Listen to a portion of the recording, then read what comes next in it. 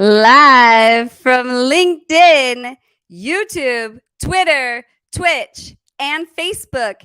It's a Reviting's Whiskey Wednesday. You got that right. It's a new name, everybody. It's Wednesday because everybody's winning on Wednesday. And we talk about a lot of closed-won deals here. So it is now Whiskey Wednesday. So welcome to Whiskey Wednesday, everybody. We have some hot prizes, hot topics, and hot guests. So let's dive right into it. First topic tonight will be win with video prospecting. I'm very excited to introduce you all to our guest tonight to talk about this one. And then also how to succeed on LinkedIn in 2023. This is something I know we can all learn from. I know that I want to take some stuff away from this. And then we'll have an intermission with a quick little video from Data Ghost. I'm excited to introduce the audience to Data Ghost. They have a lot to offer. And then topic 3 is WTF is RevOps. I know I get this question a lot. What is RevOps? And I'm sure I butcher it all the time or butcher it, whatever. So we get to ask Rosalyn, Santa Elena herself about RevOps tonight. So I'm extremely excited about that. And then also the fourth topic, navigating the current market with RevOps. Of course, we've got our giveaways, Guru of the Week, and the after party. But let's get into our prizes. So for prize 1, you all need to plug in Whiskey Wednesday with our new name, Whiskey Wednesday, to win Lavender Pro 1 year. You get coaching with Tara LaFon Gooch, 30 minutes, personal branding, and then 1 hour cold call coaching with Tom Slocum, as well as the Brand 30. This is the full course giveaway. The thing you saw in the intro, that's for everybody. That's 50% off his cohort that he has going on. So if anybody didn't get those details, feel free to send me a DM and I'll send you it. But it's basically you can sign up with code Whiskey Wednesday on Brand 30 and get 50% off the cohort on February 6th. But this is a course for 1 giveaway with prize 1. Of course, we have, where's our prize 2 here? Prize 2, you can see on the right, it looks like, once again, somehow I missed this, but we've got Headset Advisor. And then, of course, our guest tonight both shared a prize as well. So you'll get 30 minutes of video prospecting. This isn't cold calling. This is video prospecting, as well as 30-minute coaching with Rosalyn, Santa, Elena. We are so lucky. And then the final one, you're going to get 10,000 credits with Data Ghosts. And that's pretty serious if you know anything about data. So, of course, as always, I'm using StreamYard tonight. I would love to help you use StreamYard as well, too. You can scan this QR code. You get a little bit of a discount. I get like $6 if you sign up. but I have a lot of fun with it, and I think you will too. Next week's guest, looking forward to it. You can RSVP on Whiskey Wednesday's LinkedIn page right now for Sherry Carpineto and David Breyer for next week's episode. So stay tuned for that. But without further ado, I'm going to go ahead and introduce Katherine Caldwell, our video prospecting guru, as well as Rosalyn Santa Elena. Thank you both so much for being here. Yeah, thanks for having me. Excited to be here. Thank you. Absolutely. So we'll just jump in with our 30-second intro. Katherine, we'll start with you. Could you please tell us a little bit about yourself? Absolutely. In 30 seconds, my name is Katherine Caldwell, which my name's so long it almost takes up the whole 30. But I'm the founder of Catch Consulting, and I full-time run my own business where I teach people how to use video in their prospecting sequences. So that's what I'm going to talk about today. I'm Seattle-based, and that's kind of the only interesting thing about me, I think. So thanks for being here, and I hope you take at least one or two tips away today. Oh, that was beautiful. You did an excellent job, like right at 30 seconds. Rosalyn, how about you? Yeah, well, my name is long too, so that may take a few seconds, but I'm Rosalyn Santa Elena. I'm a longtime go-to-market and revenue operations leader, recently founded the RevOps Collective, and we are focused solely on bringing RevOps and elevating revenue operations and bringing it to more organizations as well as to more professionals. So that means strategic consulting, advisory work, fractional RevOps, and a lot of coaching, training, and community is coming as well. Should warn everybody, I have 2 dogs. It's evening here. They're excited, so they may make an appearance. Oh, that's awesome. No worries. And I just realized actually that I'm not sure if we mentioned the 2 things that people need to enter to win. So you're going to enter to win prize 1, Whiskey Wednesday, prize 2, Data Ghost. So go ahead as we get started on topic 1 on video prospecting, enter to win those prizes, and we'll give those away at the end of the night. So let's go ahead and dive right into it. Katherine, can you kick us off with how our audience can win with video prospecting, especially this year in 2023? Absolutely. I usually spend a lot of time coaching people the frameworks and scripts to use when they're video prospecting. But last night, or maybe a couple days ago even, I posted a TikTok that has hundreds of comments from salespeople saying that they had never thought to even use video prospecting before.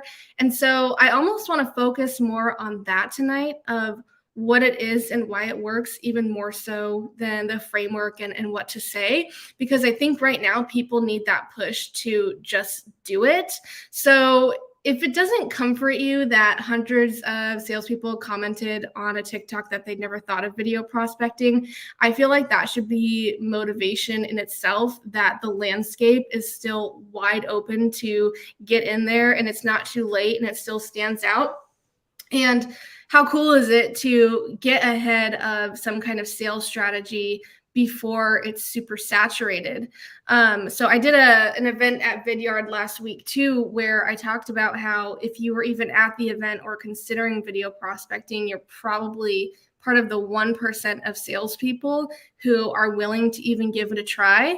So more so than talking about, frameworks, what to say, how to be confident, I feel like the number one confidence booster is just that you're one of the only people brave enough to give it a shot. So if every day you can sit down and make 1 or 2 videos and just go for it and not worry so much what everyone's going to think of you, you're going to be better off for it, especially in this market that we're entering / have entered, where it can be harder to get people to meet with you, loosen up on their budgets. If you really personalize the process, you have a pretty good chance. So I know it works because I do it all the time, but it's also important to me to make sure I answer any questions in the chat or the comments. So if there are specifics people are interested in, I would love to see that and answer those, but I'll turn it back to you. Yeah, that's awesome. I know that I've done a couple video prospecting videos. I guess video prospecting videos is what you'd call them. And it was quite awkward because I recorded myself on Zoom and then I put it on Google and then I had to send it as a drive. How do you send your videos? So an underutilized, undertapped method is the LinkedIn DMs. The caveat there is you do have to be first degree connections to send a video, but you can literally start tonight with your phone, get the LinkedIn app, and start DMing videos of yourself. That's probably the most seamless, quick way to do it. The other option is to use a tool like Vidyard, and I'm going to recommend them because I've been using them for over 3 years now, and we have an amazing partnership, but there are plenty of tools out there that you can check out. I think we also have a promo code for Vidyard right now during this, but yeah, I have used Vidyard for 3 years now. And the cool thing about Vidyard is it gives you the analytics of who watched your video and for how long and at what time. And then you can kind of multi-channel your approach that way too if you wanted to cold call someone. So that's how I'm getting videos out there. It also ensures, I can't imagine if someone were to like record a video on their phone and then try to send it over email or something, that would probably land you in spam pretty quickly. So using some kind of tool that allows you to embed video with a URL is going to be the key. Yeah. Wow. That makes sense. What do you think, Rosalyn? Yeah, I was just going to say that I was thinking about my inbox right now, and so there's all my LinkedIn messages, and there's probably one video for every like 50 messages. So, you know, to Katherine's point about standing out and being different, that's definitely, as much as we've talked about using video and people know they should and they can and people have for a while, it's still underutilized for sure. And when I see a video, especially if there's like a video with something that's, you know, it's personalized, if you have a puppy or a baby in the picture, I am definitely going to click and I'm going to watch. But it just helps you stand out. Right. And you're able to talk to somebody. And from the recipient's perspective, when I see it, hey, that's another human on the other side. It's not a bot. It's not I'm not just one of many, thousands of emails that go out, and you're much more likely to respond. Oops. We can't hear you, Jessie, or at least I can't. Good point. The mute button got me. You mentioned Vidyard. I'd be curious from the folks in the audience, anyone out there using Vidyard, like tag Vidyard in the comments. We'd love to hear what you think about them, what your experience is. But Rosalyn, what about you? What are your favorite tools to use to send videos when video prospecting? Well, I am actually very bad at sending videos. And I was actually thinking about Katherine because I don't do a lot of prospecting at this point. Since I'm sort of on the other end, I am much more of the recipient. So I've seen, as well as, I guess I should say, I'm much more of a recipient of it and then also the enabler of it. Having been a practitioner for operations and enablement, helping the team reach more of their prospects and more of the target accounts is, kind of in my purview. So I definitely think doing things, we talk a lot about personalization and being more human and, putting that personal touch to your outbound. And I think video is just a great way to do that, right? It's an easy way. And I think to Katherine's point, like once you get used to it and you kind of do it a few times, you're probably liking it's much easier to come across, as authentic and just being transparent than trying to write something. Absolutely. Great point. I know I get a lot of the audio messages sometimes too. And I think those are pretty easy as well. Cause then, if I'm not like feeling like I want to be on video, then it seems like, I could just send audio, but would love to hear what tools everybody else uses. I know we mentioned Vidyard. I saw someone mention Loom in the comments. If there's any others, please plug them, tag your favorite video tools. Would love to check those out later. But in the meantime, let's move to topic 2, unless there's anything else you want to add, Katherine, on winning with video prospecting. Yeah, I'll just add, I think there's a misconception, not just from SDRs, but their managers, that if you're going to implement and commit to video prospecting, that it's this huge monster. And it's not like a monster to tackle, in my opinion. It's just a tool to have in the toolbox. It's a great strategy to be able to pull out whenever it's applicable. So I think a lot of people think like people might not try video prospecting because they think that someone's going to tell them they need to do it for every single person in their sequence or something like that. And that's actually really not effective at all. So if you can kind of reframe your mindset around it and think of it more as a tool in the box versus, you know, I'm going to have to send a million videos every day and all I'm going to do is be an actress on a camera. It's not really the case. Which, by the way, if you're not following Katherine on TikTok, her TikTok, that's actually where I found you, was on TikTok. That's where I first came across your personal brand. And it's awesome. And the way you talk about video prospecting is extremely inspiring. So if you're, you know, looking to do that, I would say just get on TikTok and watch some of Katherine's videos, or you could just learn just from her quick little like 3-minute TikToks. But speaking of that, TikTok, and then there's LinkedIn. LinkedIn is also a really huge, important component of building our personal brands in 2023. So how do we succeed on building our personal brands on 2023, or just building in LinkedIn in general in 2023? I'll kick this one off with you again, Katherine. Okay.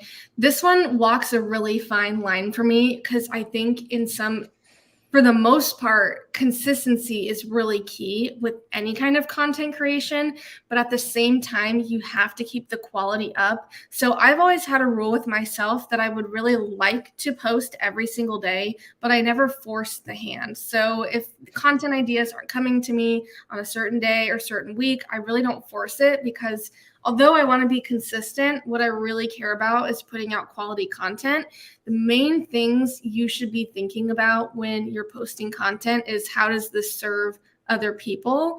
I think a lot of people are a little bit self-serving in their content. And so you want to just make sure you're posting relevant content that can serve or have some kind of tactical takeaway for people. So I always try to focus on that in my content, or at least try to inspire some kind of tactical advice. So that's where I would start. And I think there are so many tools to also make you successful. I would say diversify your content. So I try to keep a consistent stream of just written posts, video posts. Carousels are all the rave right now, which I don't even really know how to do them, but I think I did one today. I don't know if it really was how I wanted it to be, but I would say consistency, quality, make sure your ideas are original. And maybe the most important part is to stop caring what other people think about you. I know that holds a lot of people back of like, oh, I'm connected to people from college, or I'm connected to old coworkers, and it's kind of embarrassing. And that mindset will just hold you back so much. That's such a mistake to hide behind the embarrassment of posting content. I think I even put it in my post today of like, if I listened to other people or listened even to the little voice in my ear telling me I can't do it, then I would not be anywhere close to where I am today. I'm absolutely glad you brought that up, because it's so true. Those posts where we're vulnerable and we're more human, and, you know, we're giving something to people because we're giving them a story about ourselves, they always end up being more impactful and people end up connecting with us more. So you're absolutely right. You have to just let go and be yourself. But what would you say, Rosalyn? Yeah, I think a lot of what Katherine says really resonates with me as well. I started, consistently posting about a little over 3 years. I guess it's been 3 years now on LinkedIn. And people always ask me, it's like, how do you come up with your content? What's the secret? How do you do this and that and all these things? And I don't think anyone's figured out like a formula for, how to consistently have, good response to your content. But a lot of things that Katherine said, I think are very similar to what I would share is, just be consistent and be yourself. I think that's the biggest thing, is to be authentic with the intent of really sharing your knowledge, which is why I started posting in the first place, was I had done this post about operations and, all the misconceptions about it. And it was just kind of something that was on my brain, and I just wanted to get it out on paper and kind of post it. And I was really surprised by just how much it resonated with others. And it came, it really helped me figure out that, hey, there's a lot of information that people might be interested in, maybe some experience, some knowledge that I, might have had that I can share with others. And even if they can take away a small piece of that and implement it in their, day-to-day work, or maybe just a different way of thinking about something or different perspective, and it's helpful to them, then it's worthwhile to do that, right? And I think like just before we went live, we were talking about some of the LinkedIn engagement and such, and how things always fluctuate over time. And so I think to Katherine's point, it's not to worry about the engagement, the likes, the comments, and all of that, but just think about, how do you bring value to the platform, right? And how do you help the audience and really help elevate and uplift, up-level others around you? And I think with that is how you'll find success, is just being yourself and bringing, like I said, bring value. Absolutely. Yeah, live for yourself, be yourself, and get in the comments would be my suggestion. Is like, sometimes it's really hard, especially when you're getting started, to just post because you get writer's block. You don't know what to post. You may not have like figured out what are your content pillars, which is something you'll get to later. Like, what are those things I write about? But before you get to that, just start consuming as much content as you can and giving thoughtful comments, because there's this thing called a social index score. What is it, like social selling score, social index score? I think it's SSI. I'm trying to remember. Someone plug it into the comments. But part of the measurement of your score is, the length of your comments. And also, like, another one is like how well you're connecting with the people in your audience. But yeah, and like there was another bit of research that came out about from the algorithm that comments have like they expand like 8 times the amount of reach that like a like has, or like a like might have like 4 times reach, a share might have like 4 times reach, but a comment can really expand the reach of a post. So by commenting on something, you're getting exposed more, and you're helping that content creator get more impressions as well. Social selling index is what Steven plugged in. Thank you, Steven. Oh, social selling score, Alexa says.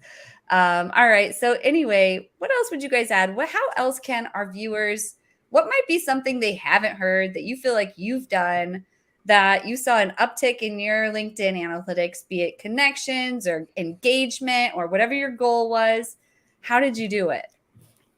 Yeah, I think I can answer that. I think recently we were just talking about this actually before we went live too. I think a lot of times when you share something very personal and you open yourself up to kind of sharing your mistakes, things that folks can learn from, I think that really resonates, because people can, they can really relate to, your vulnerability, or maybe some of the mistakes that you've made. And then that, one, it provides, a lot of good, I think, advice for others on how to deal with that, but also they see you as a person. And I think those are probably some of the posts I've seen that resonate with me when I read other people's content, as well as some of the things that I've posted, like being a working mom. When my kids were really young, there weren't a lot of working moms, right? And there weren't a lot of people that look like me out in technology and things like that. I think really, being open, I guess, is my takeaway, is just being vulnerable and being okay with being uncomfortable, right? Being a little uncomfortable out there and putting yourself out there. Absolutely. It definitely can. And since I was sharing stats, I was like, I should look up what I was reporting. So the source is 4th Annual Algorithm Research 2022 by Richard Vanderblom and Just Connecting. And basically, it shares that comments have 12 times more reach, whereas a reaction, so a like, has 1 time more reach. See more button, when you click that has 4 times more reach. Shares give it 7 times more reach, but a comment is 12 times more. So if you want to help a content creator, leave them a comment, and your comments get viewed on those as well. But, Rosalyn's right. When you share a personal story, people resonate with that, So I try to think of some of the comment posts that I've had that perform the best. And they're all ones where I got really personal, either about like my gender and my identity, and like sharing a picture where I had a pixie cut with like hair this long compared to now, and talking about like why I wear earrings on LinkedIn and why I think it's okay. Or like why it's okay if you don't want to as well, but yeah, all of those where I'm being vulnerable and talking about those things, which like whatever, those resonate with people because there are people out there who are also thinking the same thing. But anything else on building LinkedIn? Anyone in the comments? What have we not mentioned about growing your LinkedIn in 2023? Would love to hear from you. Please share it in the comments. Katherine, Rosalyn, anything else before we move on to the third topic?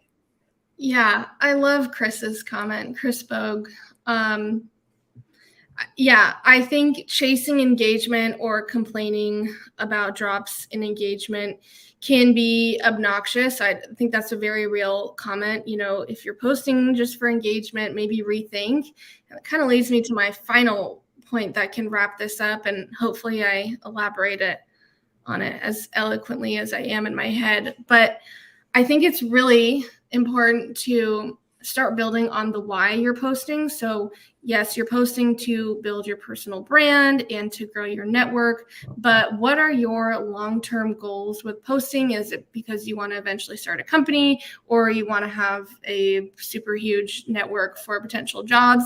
And start building on that why. And maybe you can't see 10 years into the future, but if you want to look a year and just have kind of a purpose. The reason for that is actually more self-serving than for your followers. But once you start moving towards that purpose and getting close to that area where you're maybe wanting to make a pivot, when you've been honest with yourself and honest with other people about the purpose, so many people are going to want to help you. So I think that's the other really cool thing about starting to get somewhat of a following or engagement on your posts is people start to understand your story and where you come from and where you're going, and then people start wanting to help you.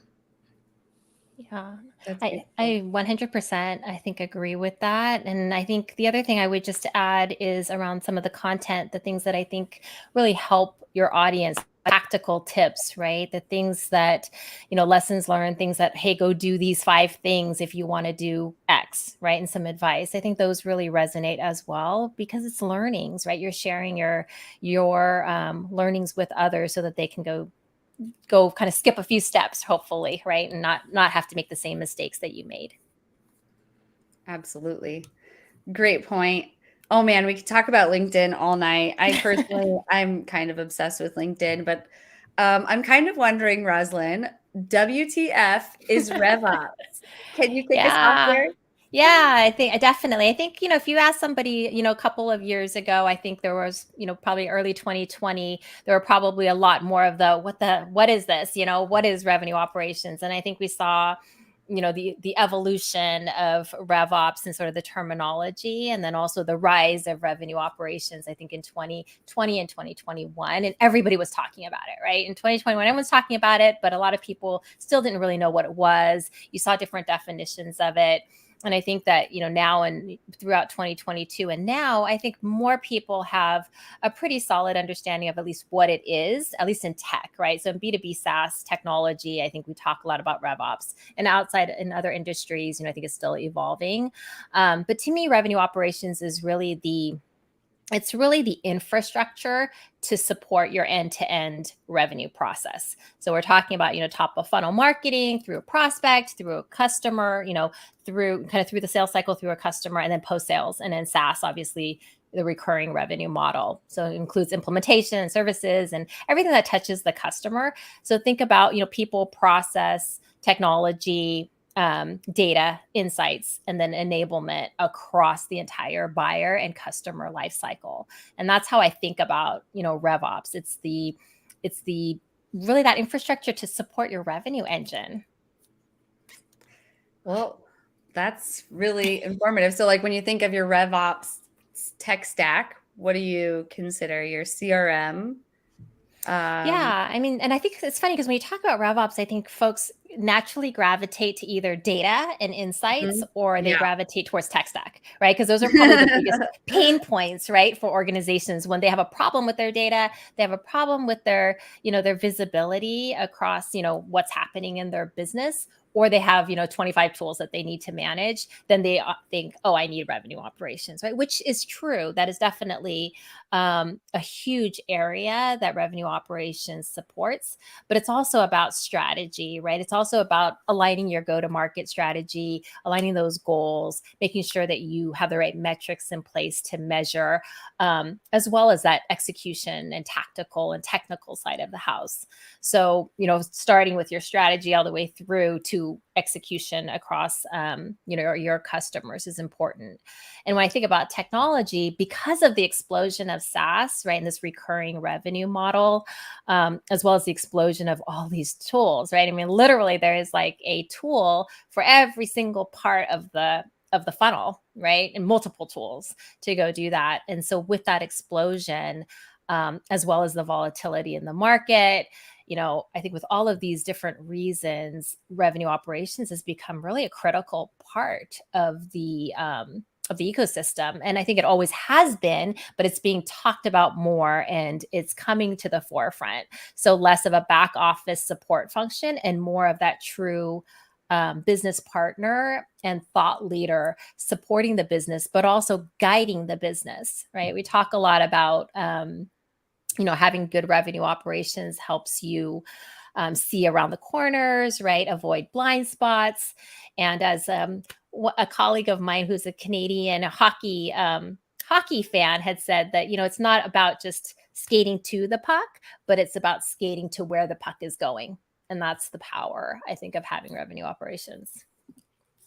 Very cool. Yeah, I definitely went right to data and Yeah, technology. because I think people think about that because that is a huge part of the business, and and it leads to that efficiency and optimization and all of the things that we're trying to do better, faster, right? Because at the end of the day, we all just want more revenue faster. Absolutely. So Yeah. what's the difference between marketing operations and revenue operations? Yeah. So revenue operations is really that end to end, right? The end to end funnel. So supporting marketing is part of revenue operations, right? Supporting sales, supporting post sales. It's all part of revenue operations. And in many organizations, the different teams may report separately or they may report into a RevOps leader. And I think you're seeing more and more of that, right? Where we're bringing all of the operations functions together under a revenue operations, head of RevOps or VP of RevOps or, a leader in revenue operations. So it's part of RevOps, I think, to answer your question. Interesting. So, Katherine, what do you think of when you think of RevOps?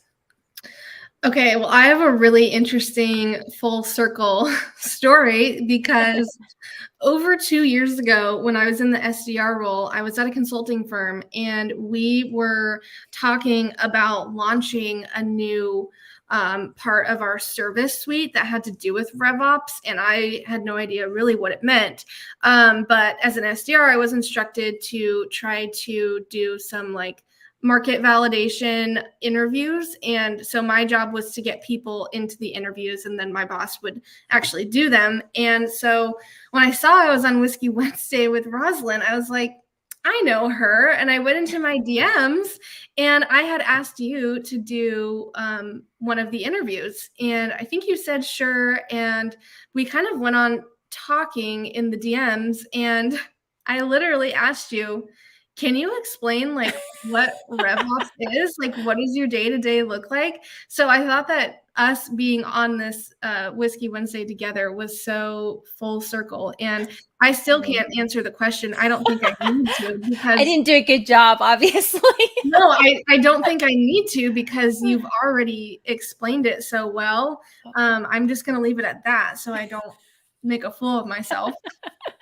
That's funny. I must get that question so often, right? Around what does it mean to you? What is it? Why should I care? When do I need it? Why should I invest in it? And I talk to a lot of, really early stage companies, right? Founders and CEOs who say, hey, do I even need this? What is it? And a lot of times, it's that it's never that one size fits all. It's not, like here's a playbook and everyone needs to follow that, right? Because what you need for your business at your size and stage and with the type of customers that you sell to is going to be different.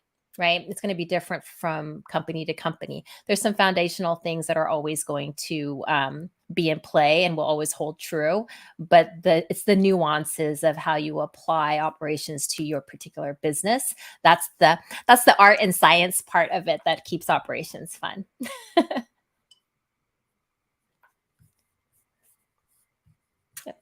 Oh, Jesse, I think you might be on mute again. It's because I start typing and people are sending me notifications. But yeah, no, we were just talking about data. And since we were talking about data, and RevOps is not data, people, by the way. It's part of it, definitely.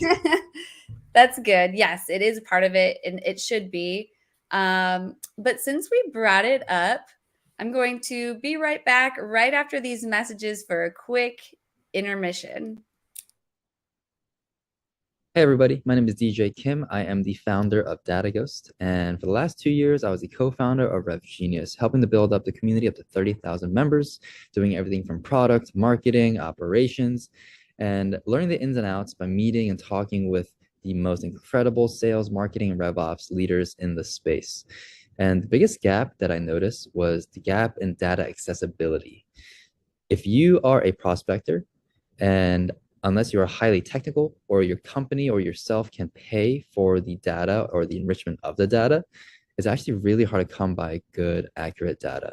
So I want to create DataGhost to create a platform that is accurate, easy to use, but most importantly, accessible for anybody. And our core feature right now is an email finder. So you can input a first name, a last name, company domain, and it'll give you a verified email. We also have an email verification feature where it'll tell you if an email is valid. And on top of that, over the next month, we'll be rolling out features such as a LinkedIn scraper, a Chrome extension, a Google Sheet plugin, and then the ability to find contacts just off of industry, location, and role. That being said, I hope DataGhost is a platform that equalizes the playing field for anybody, because sales should be a skill issue, not a data accessibility issue. Booyah. Great job, DJ Kim. And I'm with him. It should be a skills issue and not a data accessibility issue. But yeah, everyone tag DataGhost to enter to win 10,000 free credits on DataGhost so that you can start to learn about this awesome new tool. But in the meantime, what else would you guys say to WTF is RevOps? Folks in the comments would love to hear from you. Do you have any stories about RevOps? Plug them in. If we missed your questions, feel free to plug those back in as well. Erica, if you think there's any, and Erica's in the background, helping Erica Stover with the comments. If you see any comments that you think we've missed, feel free to just leave them up there and we'll get to them at some point. But other than that, WTF is RevOps. Anything else you want to close out? Yeah, I could probably sit here and talk about RevOps for the next 3 hours, but I just think that, I think that the need for revenue operations and good RevOps, I think, is definitely at the forefront. And with, like I said, with the last couple of just the market being what it is, right? It's so volatile. And so, the swings back and forth have been so significant over the last couple of years that I think companies that had a strong operations function were the ones who were able to really, not only assess the current situation and figure out where they needed to lean in, but also be able to actually pivot and execute upon those things. And so I think the companies that were struggling with operations really felt the pain, when the market crashed, right? When the market starts to go downhill versus even if the market is in a growth trajectory, strong operations helps you scale, right? So I think whether you're in a down market or an up market, I would just encourage folks to invest early in operations and invest often. Absolutely. Erica, if you don't mind, could you pull that last question up? I know you were holding it there for a while. Where does psychology fit into RevOps? It seems we focus more on the STEM side of it, which means data and tech. Yeah. Yeah, no, I think I was just talking about this with somebody today that, being in operations and having that operations mindset and being successful in ops requires a really strange skill set, right? Because on one hand, you're not afraid of data, you're not afraid of chaos, right? I talk a lot about how when we see chaos, we run towards it versus running away from it. You're also very technical because you have to understand systems, at least from a high level, if not a very deep level of expertise. But on the flip side of that, the soft skills of being able to communicate, being able to drive consensus, right? Build alignment across multiple stakeholders across the company, because it's not just revenue, right? You're not only working with marketing and sales and customer success and services and support, but you're also working with finance. You're working with legal, right? When it comes to compensation and headcount planning, you're working with HR. So it is definitely a position in order to be successful in. You really do have to have super strong communication skills. And it's not just verbal or written communication, but understanding, having that strong empathy and understanding how to best partner with others, understand what's important to them, and being able to influence, right? Without having direct management authority, being able to influence people and then be able to kind of just bring them along for the journey, because it is a lot about change management as well. And the more important question, what was that one? Someone was asking about all the music setup behind you, Rosalyn. Oh, yeah. Yeah, I am not available for SKO DJing or events. But yeah, I've got a ton of equipment back here, which is actually not mine. It's actually my husband's. But yeah, he used to DJ quite a bit. And then now is kind of, I don't know if it's like a midlife crisis or something, but he started to kind of dabble in it again. Oh, sorry. I can appreciate that. I love to play the piano. I don't know if you've ever heard my pitch slap parody, but it's my claim to fame. But all right, well, let's move into our fourth topic. It's kind of a natural transition. So if anything else comes up with WTF is RevOps, feel free to plug it in, and guests, feel free to share. But navigating the current market with RevOps. So how do we do that, Rosalyn? Yeah, I mean, I think just like I kind of touched on it a little bit, but I think that whether you're in an up market or a down market, it's really important to be able to have a pulse on your business, right? Really understand, and not just like, oh, reporting how much did we close, what's our ARR, what's our retention rates, kind of those very high level what we call lagging indicators, right? The rear view mirror kind of metrics. But you really need to have that those deep insights real time to understand what's working and what's not. And especially with the current market, you don't have the time or the resources, right? Or the money to be able to wait a quarter or wait 6 months to go, and then go back and figure out, what do we do right and what do we do wrong? You need to be looking at that all along. In real time, every week, every month, you should be digging into different things and be testing what's working, what's not. And that's where revenue operations really comes into play, being able to bubble up those insights, making sure that you have the visibility into what's happening in your business across the entire funnel. Oh, I don't think we could hear you. Not again. I was just saying, great point. What would you add about that, Katherine? Oh my gosh. Well, I think I can't speak to that as much, like RevOps specific, but I do think when there's a market downturn, people tend to go into fight or flight mode.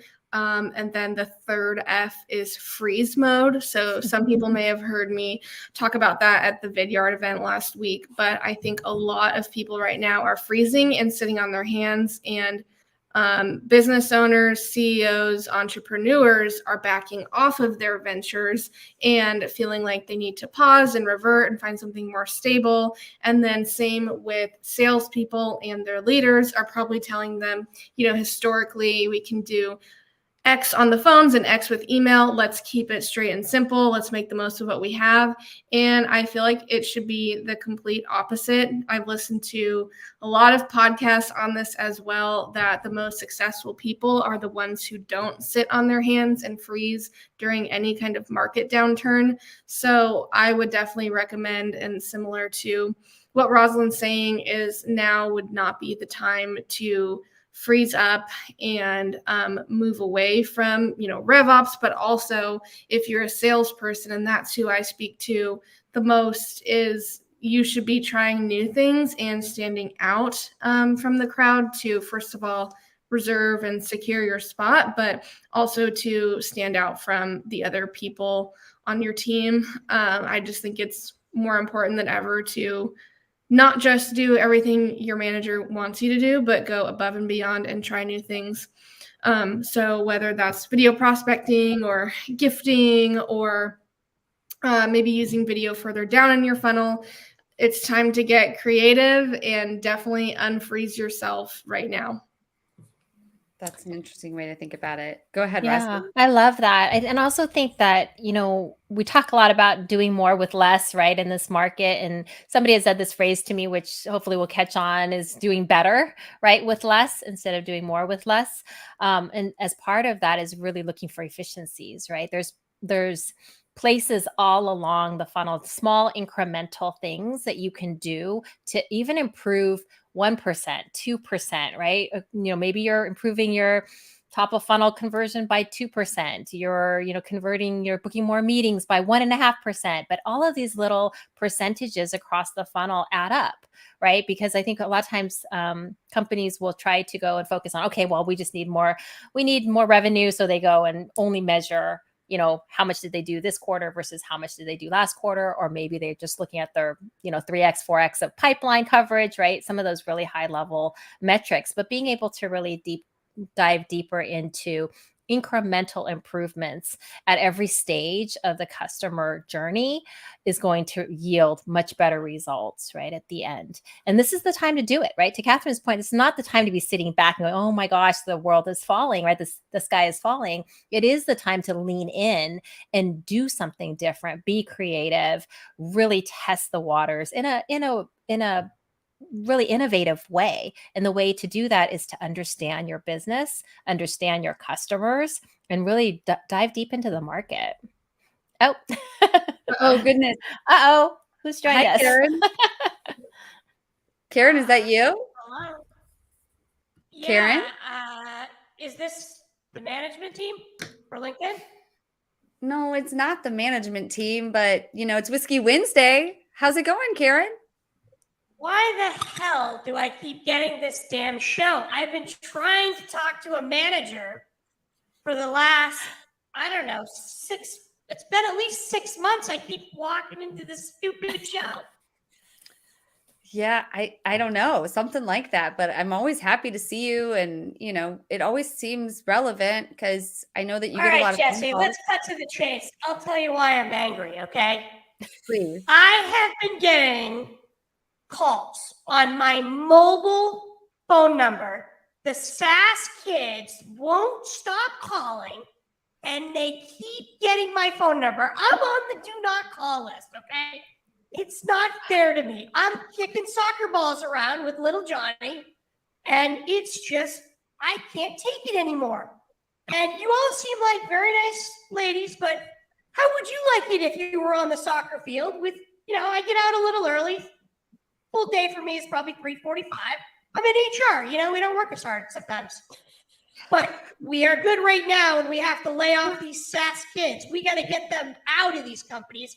They need to stop calling my personal cell phone. That's for sure. I don't know. Rosalyn, what do you say? I don't know what to tell you. I get tons of calls on my mobile phone. And most of the time, honestly, I don't really pick up my cell phone that often. I have to be honest. But I will listen to voicemail. And like I said, videos attract me the most. So if you send me, a message with a video, I will listen. But yeah, my cell phone literally is like sitting here next to me, and I hardly even look at it all day long because it's just too busy. I bet we could relate a lot, because I'm sure you get called a lot. I mean, being in RevOps, everybody's probably trying to sell you SaaS technology. That's right. Yeah, everyone's trying to sell me everything.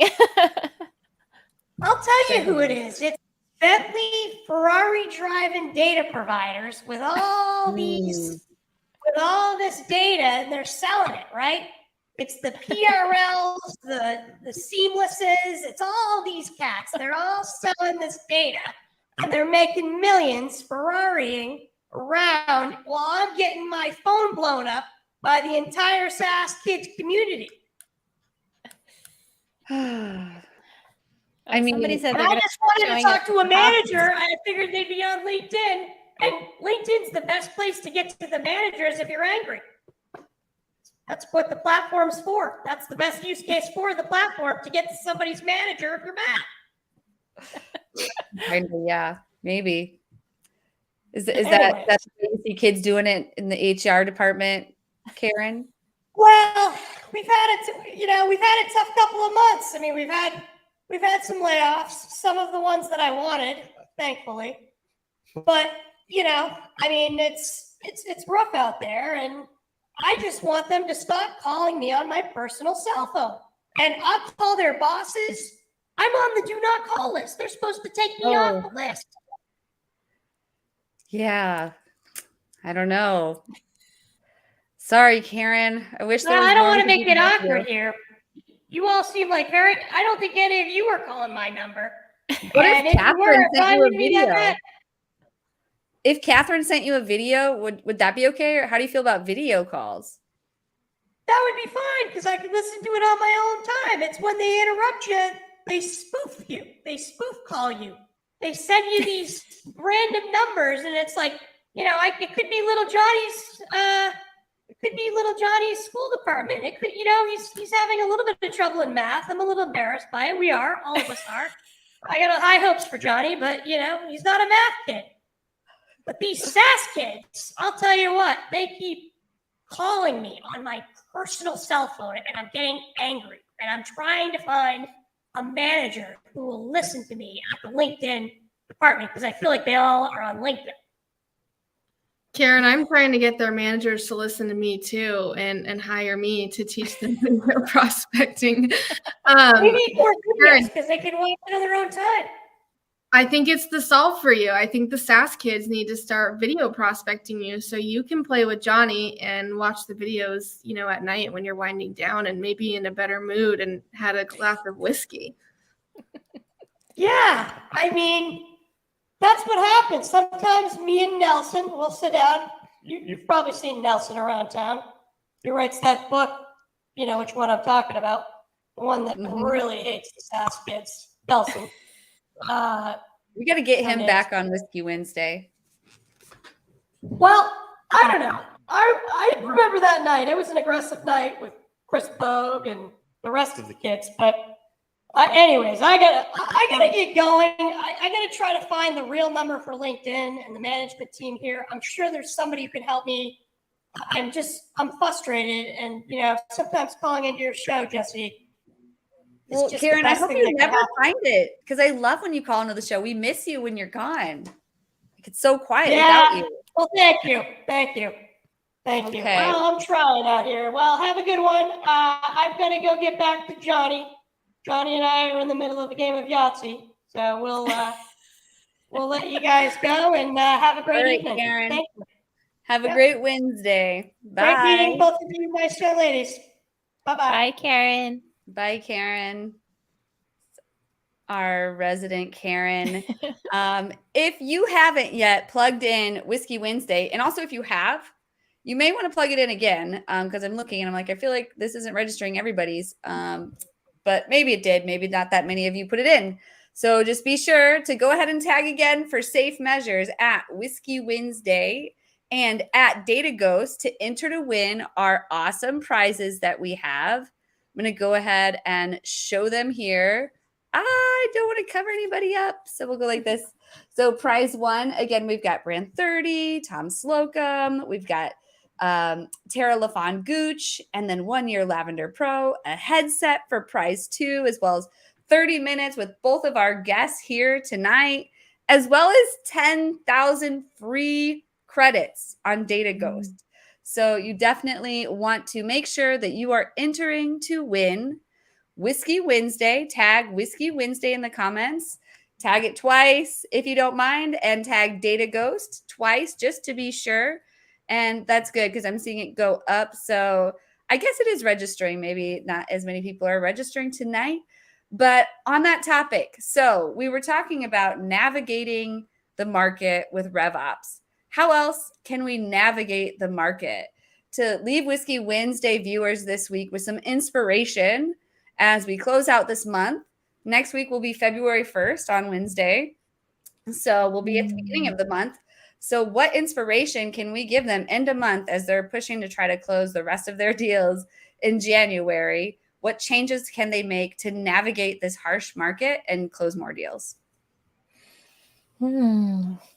Yeah, I think, I don't know, Katherine, what you think. I think for me, just having been supporting the sales team in prior roles around this time, if it is quarter end or it's your first month of the year, but really getting close to your customers and getting close to your prospects, making sure that you are in texting relationships, right? We talk a lot about texting and just being in that surround sound, right? Being multi-threaded and really keeping a pulse and asking questions, right? Ask questions. Hey, if it's not going to close this month, you want to know, right? That transparency and that honesty is really important. Yeah, that's a good point. Just ask. Yeah. What would you add, Katherine? Yeah, I was going to say the same thing. It's something I'm still learning how to be even more direct on, but asking questions, you need to know, especially at the end of the month, exactly what it's going to take to get a deal across the line, exactly who needs to be involved, exactly what their budget is, exactly who's signing. And that can be really hard to navigate, but I would try on your calls, ask so many questions, it's like uncomfortable almost. And I run into that too. But once I leave those calls, I feel so equipped to actually close the deal because I know everything I need to know. And at the end of the day, that's what serves your client too. So I would ask questions and ask them directly and confidently. You're on mute again. Gosh, that darn mute is just getting me. I'll just start typing and then just tell me to like stop typing if it's too loud. Rosalyn, so anything you would add on that? Yeah, I also think that, now that you're, if you are wrapping up the month and you're starting, before you start the new, right? You're not like starting kind of resetting the button on day one, but you are already working, right? You're working your pipeline, you're making sure you're looking at out quarters and you're doing everything you can and not just to not take your foot right off the gas pedal, as they say. I think it's really important. And partner with your ops team, right? Make sure you're getting the insights that you need. Make sure you're getting the support that you need, the training, right? The information, and all of the technology, as well as the data and just the day-to-day support that you need. Great point. Yeah. So, well, with that, we are at the guru of the week. So, do you both remember who we finally decided on? Because we went through quite a few. So, on the count of three, we'll just have both of you say the guru of the week at the same time. I'm going to go ahead and pull this down. Are you ready? 1, 2, 3. Will Aiken. Congratulations, Will Aiken. Audience members, could you please tag Will Aiken in the comments as many times as you can to spam him to let him know he is the guru of the week. This was someone that they both knew, that they both agreed on. And so I'll just hand it over to you, Katherine. Why did you choose Will Aiken? Well, he's my fellow Vidyard friend, and I think a lot of like sales humor content can be cringe, but Will embraces it so much that it's not even cringe. It's pure hilarity, and it makes me laugh every time how he's just so himself and so unashamed and so creative. And I'm a creator too, and when I see his stuff, I'm like, how did he even come up with that? B, he just had a kid. How does he have time for this? So I'm just constantly impressed by his content and his work ethic. That's awesome. Rosalyn, you knew Will as well. Yeah. And the reason why he kind of came top of mind for me as well is just that he's been doing a lot of great content, but also he's been doing a lot of sharing and teaching others on how to up level their content and sort of their presence on LinkedIn, which I really appreciate. Absolutely. And he's made some really creative videos. So he's another one to go out and follow on TikTok. I especially love the Christmas video that you did a lot of editing on. Oh, man, that was hilarious. Yes. Yes. So funny. Oh That my was gosh. great. So yeah, if you don't mind, just go ahead and tag Will. Let's thank him for all his free content that he provides. He is the guru of the week. And him, Jen Allen, and who's the third? They have social. And so that's another really great community where you can go learn. So definitely, if you're not following Will Aiken, go check him out. But with that, it is at the prize time of the night. So just as a quick reminder, I'm going to pull this up. I apologize if it covers anyone's face. We've got prize 1 with Lavender Pro, Tara LaFawn Gooch, 30 minutes is personal branding, an hour with Tom Slocum on cold calling, and then you win the Brand 30 course. And then prize 2, I just have the smaller image here. You get the headset from Headset Advisor. You get 30 minutes with Katherine on video prospecting. You get a 30-minute consultation from Rosalyn, and you get 10,000 credits free from Data Ghost. So make sure you go ahead and plug in Whiskey Wednesday and Data Ghost if you haven't already. You have a few minutes to get it in before I'm just going to go ahead and we are going to draw for the winner if everybody's ready. I'm going to go ahead and share my screen. Just a second. Giveaway. Here we go for Whiskey Win. To plug that in. And that's on here. And we are ready for the song, Erica. Whenever you want to play it, I'll go ahead and start with this one. Who's going to be prize 1? Is it Jody, Jason, Alexa? It's Dean LeBay. Congratulations, Dean. You are the winner of prize 1. I think Erica and I are clicking on top of each other. Sorry, Erica. And so congratulations. I will be in touch with you in the next week, Dean LeBay. If anyone in the comments, if Dean isn't here, if you could go ahead and tag him, let him know he won prize 1 on Whiskey Wednesday, and I'll be in touch with him within the next week to connect him with all of the people who can give him his prizes. So let's go ahead and do prize 2. I'm going to share that screen now.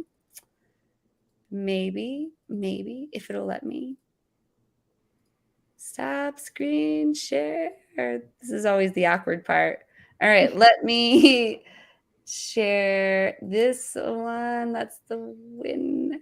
Okay, Data Ghost, plug it in.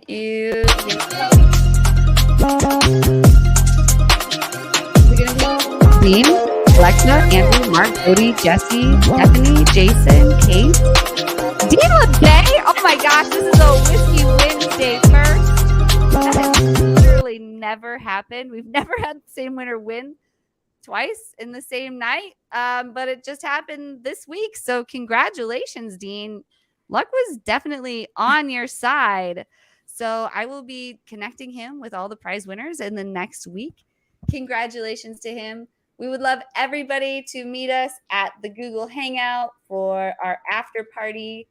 In the meantime, we'd like to hear from the guests. I'm going to remove myself, but if you could just share just a brief moment while I get the after party ready, your thoughts about Whiskey Wednesday and the entire experience, if you don't. Oh, yeah. I think Whiskey Wednesday is so fun.